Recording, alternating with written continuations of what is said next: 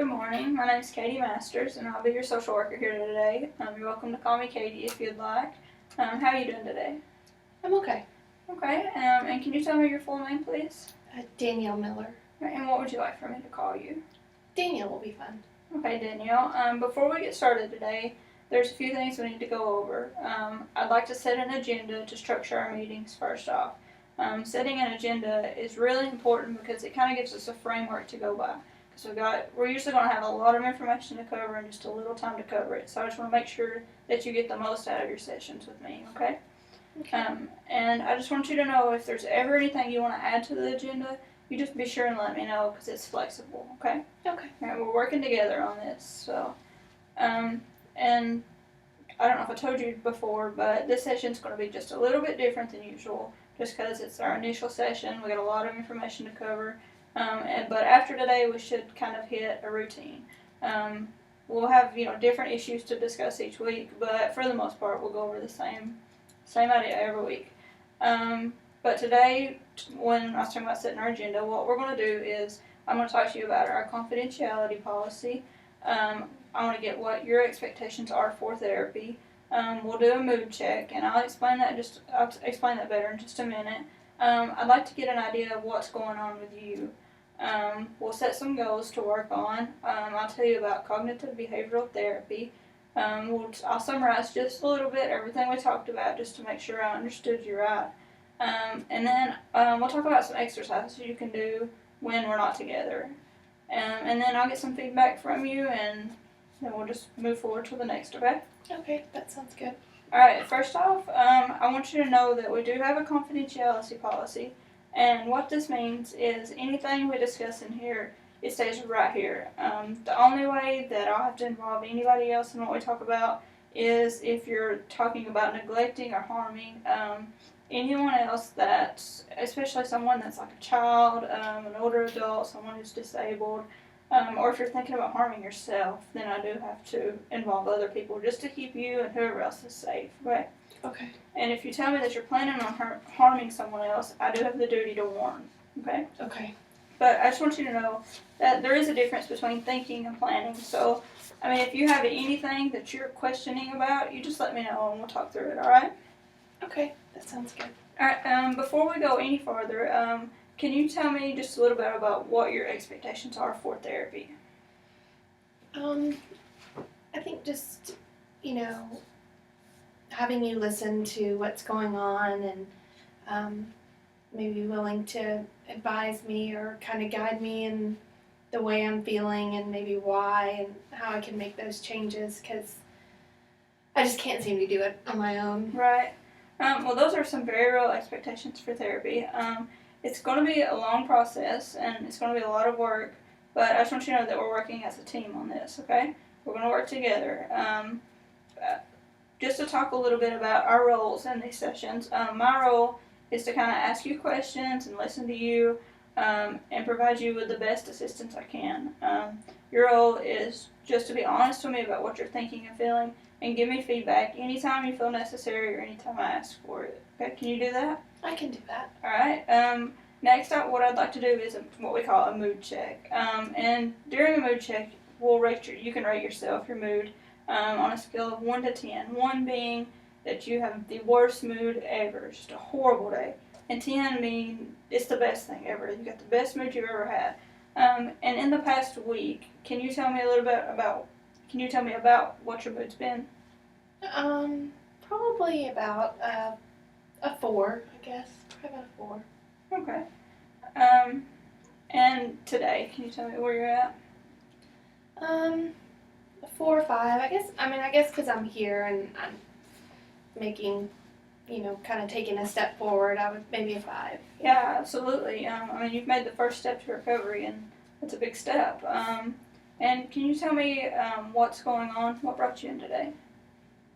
Well, I guess kind of why I'm here is because I'm been feeling really overwhelmed and sad, and I live a really busy life, and sometimes my sadness kind of overtakes that, and I can't really get through the day.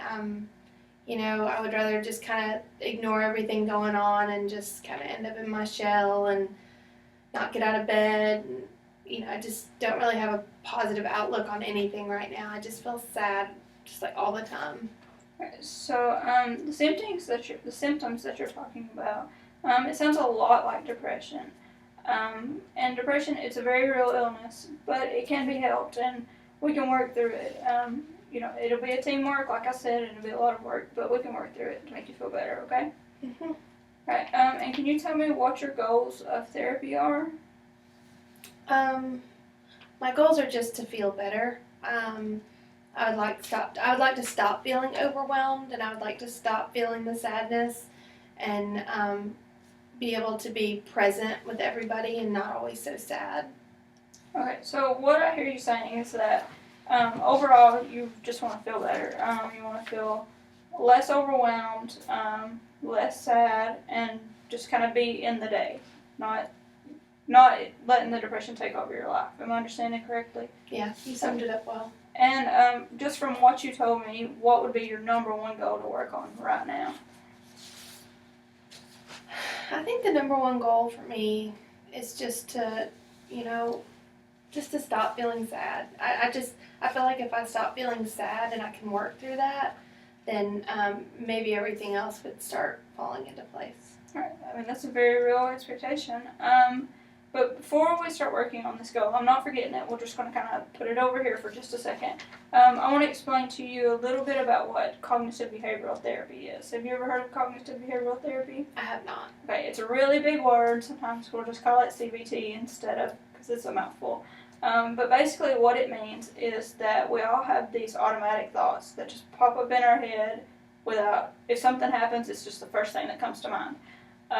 And these automatic thoughts influence our feelings, and these feelings influence our behaviors.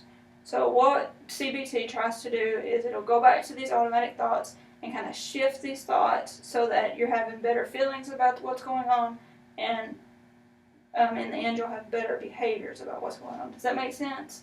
That makes sense. And when talking with depression, like if something happens and you have a really bad thought, we just kind of want to shift it, maybe give you a different outlook on it, and hopefully it's kind of a domino effect of how it will react to your behavior.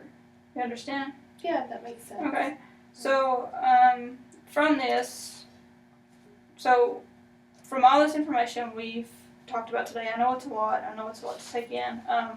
We're kind of starting to reach the end of our session where we need to summarize. And what we talked about today, what I've took notes on, and please tell me if I'm wrong, is we set an agenda. We talked about confidentiality. We talked about what your expectations are. We did a mood check. You said you were about a 4 or 5 today, somewhere in there. You told me a little bit about what's going on, about how you want to feel less sad, less overwhelmed, more like in the present day. We set a goal to work on next time. We talked about CBT, and now we're summarizing. Does that sound right? Yeah, that sounds about right. Alright, great. Well, for the next week, there's an exercise I would like you to do. It's completely your discretion if you want to do it, but I feel like it would be helpful. If it's helpful, I'm willing to Try try it. it. Yeah, I'm willing to try. What I'd like you to do is keep a thought journal. Anytime you're feeling sad, anytime you're feeling overwhelmed, anytime any kind of bad feeling comes over you, write down exactly what's on your mind at that point, okay? You can put it in a little notebook, you can use your cell phone, you can record yourself, whatever you feel like works best for you to get your thoughts across, okay? Okay. And next week you bring that back and we're going to keep working on it. We're not just going to leave it. We're going to kind of build on it and work from there.